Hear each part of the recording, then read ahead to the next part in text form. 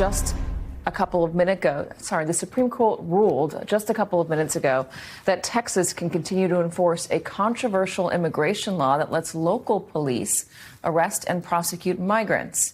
NBC's Gabe Gutierrez joins me from the White House. So, Gabe, yesterday it seemed like this decision was indefinitely on hold. There was a stay, and then suddenly today there is a ruling. What can you tell us? Yeah, that's right, Katie. Well, we're just looking at that ruling right now and reading through it. But yes, as you mentioned, right now the Supreme Court letting that controversial law known as SB 4 go into effect. And that was the law that Texas had passed last year, allowing law enforcement in the state to arrest migrants that had entered the state illegally. It's gone back and forth in the courts, but again, we're hearing now from the Supreme Court it is allowing this law to go into effect. And the court says the federal government, though, can return to the Supreme Court if the Fifth Circuit does not act soon to decide whether a law should continue to remain in effect. There is no timeline for the Fifth Circuit to act. And again, Katie, we're just going through this ruling right now to try and figure out the arguments on both sides of this. I just spoke to somebody here at the White House who says that they are going through it as well. But right now, they have no comment thus far. We have heard from the White House previously, though.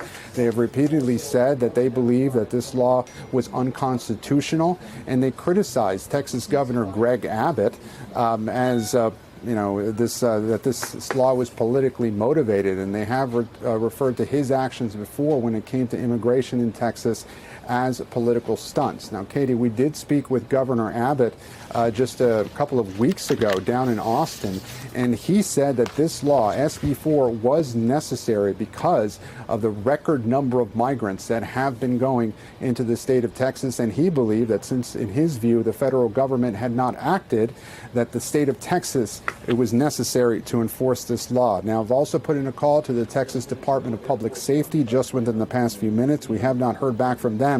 There are a lot of questions about how this will be enforced and whether this really changes immigration law in the U.S.